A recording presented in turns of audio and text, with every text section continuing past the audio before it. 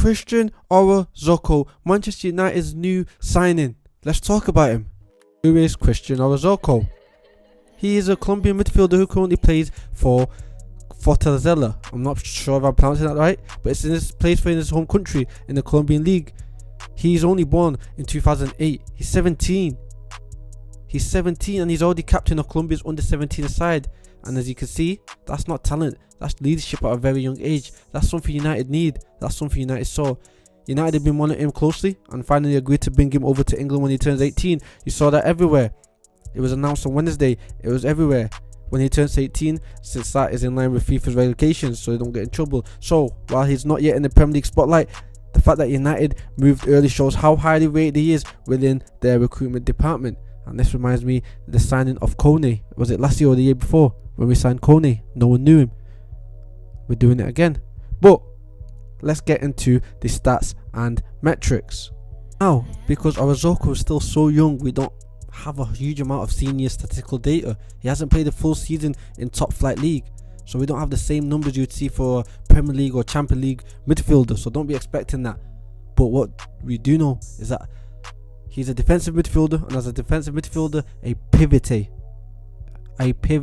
That's what they call it in South America, especially in the Colombian region. He shows excellent positioning, calmness on the ball, and a willingness to distribute play forward.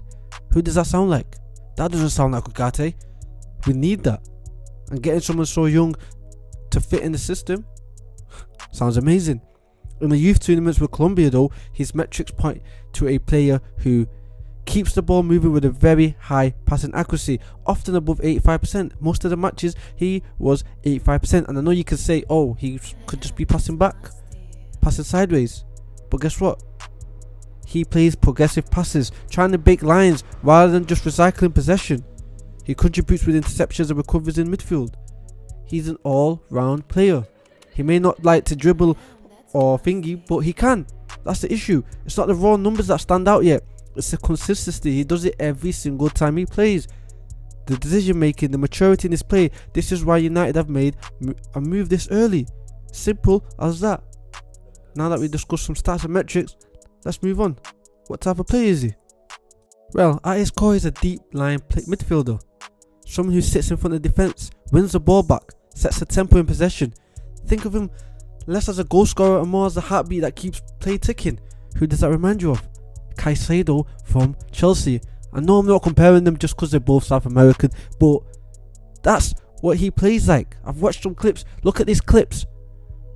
Very calm on the ball, passes it, tackling. He's a deep line playmaker, but's got that anchor CDM destroyer about him. But unlike a pure destroyer, Orozco isn't just about tackles and interceptions. He has real confidence in stepping forward with the ball, carrying it past pressure, linking with more advanced midfielders. So again, something we're lacking at Manchester United. He's confident to do that. Like, the stats might not show it or whatnot, but he's doing it, and at this young age, he's confident, he goes for it, he's not scared. This balance makes him more of a modern defensive midfielder, not just sitting deep, but actively involved in building attacks. Comparisons, you want some comparisons? Well, stylistically speaking, he has shades of players like Camavinga in his early Wednesdays, or even a young Frankie de Jong when he was playing at Ajax. Calm under pressure, elegant in possession, but with a grit to do the defensive work as well. Guys, I'm telling you, if he develops a physical side of his game, there's also a touch of Casemiro about him, and I'm talking about the prime Casemiro, not the Casemiro that we're seeing now. The ability to shield the back four and break up play, the ability to defend and help with the attack. What do United need right now? A box-to-box build, someone that can stay in front of the defenders, but also when needed, bomb up the field. We love it. So now let's talk about the strengths and the upside, the potential. What does Orozco bring to United in the long term? First, leadership. Being a youth captain shows he's mentally strong, trusted by coaches. That's such a rare quality to have at 17. Second, his technical ability. He's comfortable receiving under pressure, switching play, and finding teammates between the lines. That's exactly the kind of profile United have lacked in midfield depth. For how long? And this one's for the future, him and Kone. You know what I'm thinking? Third, his tactical awareness. If you watch some of his highlights or watch some game time, even at youth level, he reads the game so well, cutting out passing lanes, positioning himself smartly. For someone that's 17, it's mental how clever he is. And finally, the ceiling, the potential. United aren't just signing a squad player here. They're investing in someone who could, in a few years, become a real presence in their midfield. And because he's coming in so young, the transfer fee and wages are minimal compared to what you pay for an established star. They're making it themselves. United's transfer policy has changed. We're not going up buying Camavinga where he's already, he's known. He's unknown. They're making their own stars. We love this. We love this. Now, we all know. We talked about his strengths. We talked about what he's good at. Let's talk about his weaknesses and areas to improve now. Of course, he's not the finished article. He's still very young. But physically, Orozco still has a lot of development to do, especially in the Premier League. The Premier League is one of the fastest and most physical competitions in the world. He will need to add muscle, stamina and speed. And of course he's young, so he can easily do that. But he also needs to sharpen his decision making under pressure. I know I said it's really good. But I think coming into the Premier League will just be different. At youth level, you often have more time on the ball. In England, that space disappears instantly. That's something he needs to get ready for. And finally, his last weakness, I'd say, from watching him, young players can look brilliant one game and anonymous the next. That's going to be the hardest challenge for Orozco. Will he be able to deliver steady performances week in and week out? Even if it's just in cup matches or loan spells. I don't think we'll send him on loan, but even if it's just Carabao Cup or the FA Cup, or he gets 10 minutes, he needs to shine. I think Kobe's having that issue now where he's getting the minutes, but we think he's doing well, but the coach doesn't. And he can't afford that. He's 18, he just came to United, everyone's talking about him. I made a video about him. I know 800 other people made a video about him. He just can't. As simple as that. But he's still young, he's got time, and we just need to be patient. Okay, now I talked about his weakness. Let's talk about the fit at United. Where could Orozco fit in United? Let's talk about it. Personally, in the short term, don't expect him to walk to the first team. Ain't no way. He'll be 18 when he arrives. He'll most likely spend time in the under-21s. I don't think he'll go out on loan. I think they'll make him play the under-21s like they did Kone, so he gets used to England. Not English, sorry, but England. Get used to Manchester. He's still young. The same as Kone when he was young. You need to get them used to the environment, get them feel safe. So I think they won't send him out on loan, but he'll be spending a lot of time in the under-21s. But now let's talk about the longer term.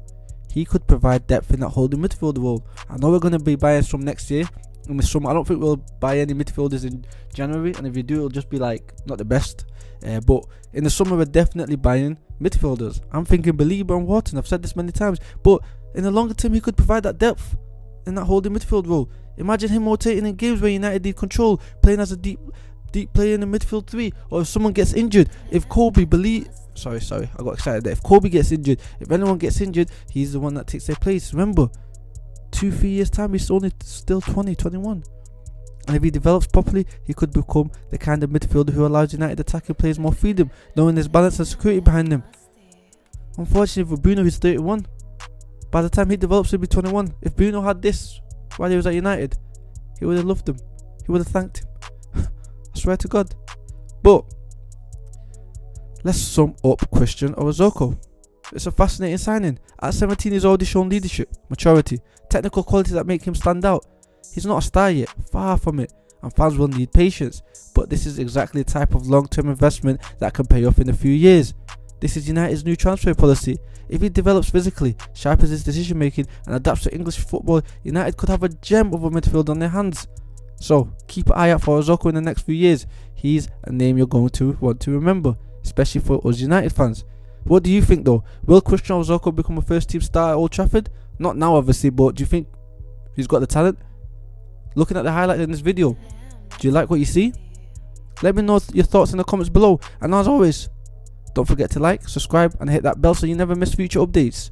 I hope you guys enjoyed that little voice break. I'm gonna keep it in. Damn, I'm gonna keep it in. But for real guys, don't forget to like, subscribe and hit that bell so you never miss future updates. It's been your boy Bezzolini. Yeah, dig.